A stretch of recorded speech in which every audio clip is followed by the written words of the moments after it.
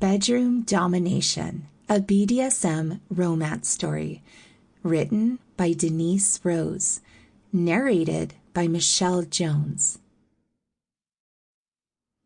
Chapter 1.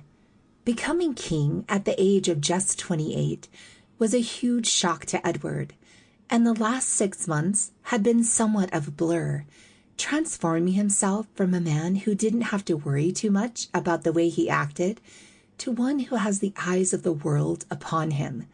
He had taken it all in his stride, but his life had gotten considerably duller, as he'd only just started to sexually explore his inner fantasies.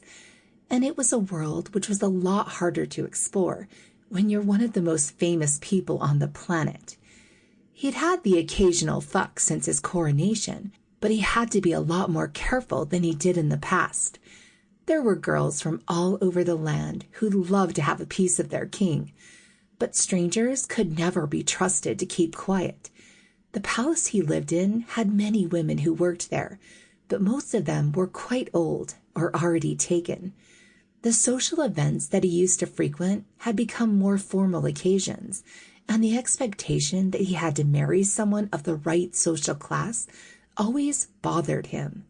As he was walking through back into the palace after one of his boring engagements, he saw a new member of the household that he had not seen before.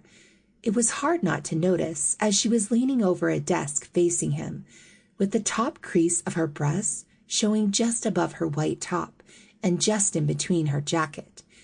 She had her head down looking at some documents as Edward strode through the hall with some aides by his side. Her black hair flowed from her hair as she tucked it in behind her ears, unaware that the king was approaching her. She looked up, and Edward smiled at her pretty face in what felt like an instant reaction. Her face was cute and round, and the mere sight of it pleased him. She had a wholesome beauty about her. She smiled back, but clearly, for what she felt like was a moment too long, as she quickly looked away, almost as if she only just realized who she was smiling to.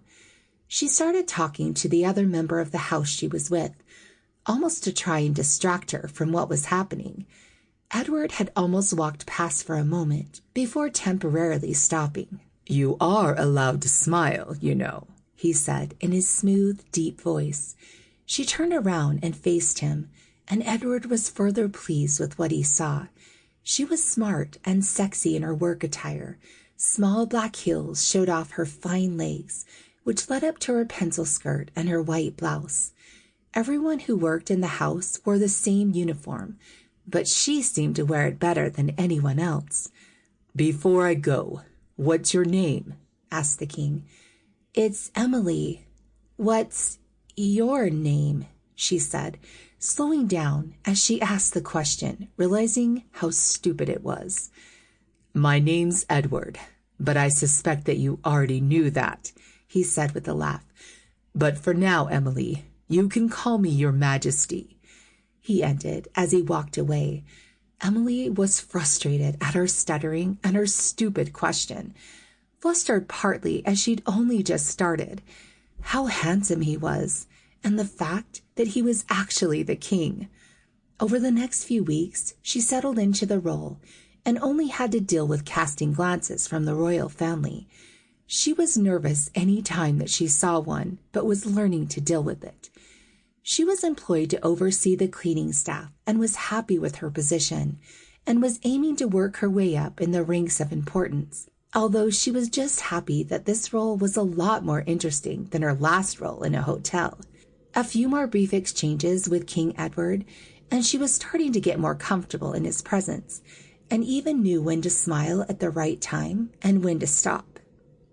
He always smiled back, and she got the sense that he liked her, although she doubted that was on any kind of sexual level, considering she was a much lower class.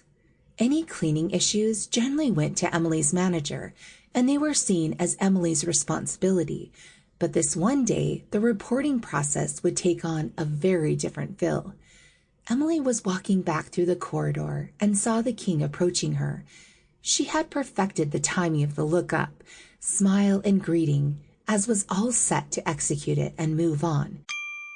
Sample complete. Ready to continue?